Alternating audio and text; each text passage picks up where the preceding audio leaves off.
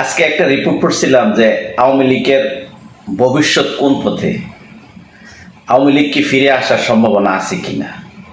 তো সবাই এক কথা বলবে না, কিন্তু আমি বলবো ফিরে আসার সম্ভাবনা আছে। তিনটা বিষয়। প্রথমত, পূর্ণগঠিত আওয়ামী লীগ, যদি রিফাইন আওয়ামী লীগ যেটা বলে, যে রিফাইন নতুন করে যদি তারা সংগঠিত হয় তখন একটা সম্ভাবনা আছে। দ্বিতীয়টা হয়তো গণ অভ্যর্থনা, কোনো যদি গণ অভ্যর্থনা দেশে ঘটাইতে পারে তাইলে ফিরে আসার সম্ভাবনা আছে। আর 3 নাম্বার যেটা, ভারতে যদি কোনো হস্তক্ষেপ করে এই বাংলাদেশের সার্বভৌমত্বের উপরে, যে ভারত তাদের নিজের থেকে অর্থনীতি হোক আর কোনো ক্রমে যদি কোনো হস্তক্ষেপ করে বাংলাদেশ সরকারের উপর আওয়ামী লীগের হয়ে, তখন আওয়ামী লীগ সরকার আবার ফিরে আসার সম্ভাবনা আছে। তবে হ্যাঁ, আমি বলবো তিনটাই কিন্তু সম্ভাবনা, রাজনীতিতে শেষ বলতে কিচ্ছু নাই। আওয়ামী লীগ ফিরে আসার সম্ভাবনা এই জন্য, প্রথমত তারা যদি পূর্ণ সংগঠিত হইতে পারে, কিন্তু আদৌ কি হইতে পারবে কিনা। রিফাইন আওয়ামী লীগ যেটা নতুন কইরা, তাদের যে দলের নেতৃবৃন্দ এখন অকার্য হয়ে গেছে, দেশের বাহিরে আছে এবং তাদের সর্বোচ্চ পর্যায়ে যেভাবে মানে হংকার দিচ্ছে, তাদের কোনো নিম্নতম কোনো নাই, যে কৃতজ্ঞতা প্রকাশ নেই যে আমাদের যে একটা ভুল হয়েছে। তারা যদি কোনো ভুলটা সংশোধন কইরা পুনরায় যদি রিফাইন আওয়ামী লীগ করতে পারে অথবা পূর্ণ সংগঠিত হইতে পারে, তাদের ভুল ত্রুটি কইরা সাইরা জনগণকে উজ্জীবিত করতে পারে, তখন হয়তো ফিরে আসার সম্ভাবনা আছে। 2 নম্বরটা যেটা, গণ অভ্যর্থন। তবে আপাততে গণ অভ্যর্থনের সম্ভাবনা খুবই কম, খুব কম। কারণ এটাই, যেহেতু অনেকটা কেয়ারটেকার গভর্নমেন্ট আছে, এখন নির্বাচিত কোনো সরকার আসে নাই। যদি নির্বাচিত সরকার আসা জনগণের মধ্যে কোনো সিম্পিতি, বড় ধরনের কোনো ভুল না করলে, এই 2-4টা ককলে মাইরা, বোমা মাইরা, আগুন দিয়া, বাসে আগুন দিয়া গণ অভ্যর্থন করতে পারবে না। গণ অভ্যর্থন মানুষের মন থেকে আসে, অন্য কোনো জেলার থেকে থেকে আসে গণ অভ্যর্থন করতে পারে না।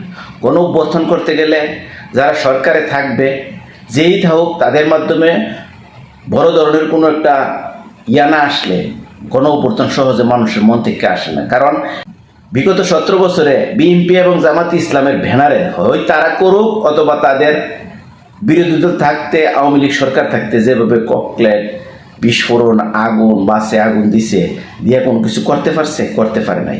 হয়তো বা বিএনপি জামাত ইসলামের এজেন্ডার মাধ্যমে অথবা তাদের নাম দিয়া সরকার গোটাক আর যেই গোটাক, কিন্তু কিছুই হয় নাই। এগুলা সম্ভব না, এটা আরো 20 বছর সময় লাগবে।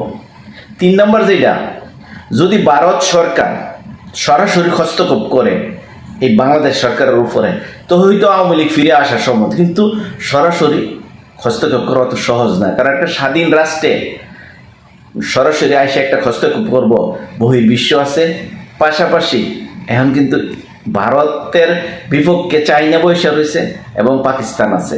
তারা ইচ্ছা করলেই এত বড় একটা রিস্ক নিতে পারে না আওয়ামী লীগ সরকারের জন্য। তবে আওয়ামী লীগ সরকারের জন্য ভারত আপাততে আমার মনে হয় না কোনো কিছু করতে পারবে, কারণ তারা কূটনীতিক পর্যন্ত সীমাবদ্ধতা থাকতে হবে।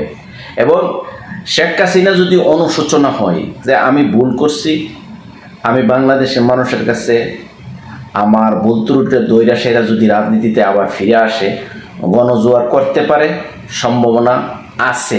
কিন্তু এই সম্ভাবনা, তাদের যে দাম্ভিকতা, তাদের যে মনোভাব, এই মনোভাবতে যতক্ষণ ফিরে না আসে, তাদের নেতৃত্ব নতুন করে যদি কোনো সংগঠিত না হয়, আপাতত আওয়ামী লীগ ফিরে আসার সম্ভাবনা খুবই কম।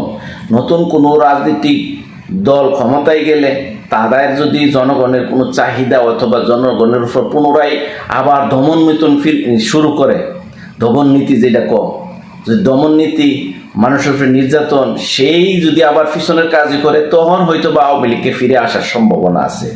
কারণ বাংলাদেশের মানুষ সবসময় মজলুম যারা করে, যারা নির্যাতন করে, তাদের বিপক্ষে থাকে। তবে আওয়ামী লীগের বর্তমানে যদি ফিরে আসতে হয়, তাদের অনেকগুলো সমস্যা। প্রথমত, নিবন্ধন নাই, দলের নেতৃত্ব শূন্য, দেশের বাইরের থেকে গণমাধ্যম ছাড়া, সোশ্যাল মিডিয়া ছাড়া কোনো বক্তব্য দিতে পারতেছে না এবং দলটা নিষিদ্ধ হয়ে রয়েছে। এগুলো পার করে আসতে বড় ধরনের গণজোয়ার ছাড়া তারা পারবে না। হয়তোবা তারা আপাততে ধীরে ধীরে সংগঠিত হইতে হইতে সময় লাগবে।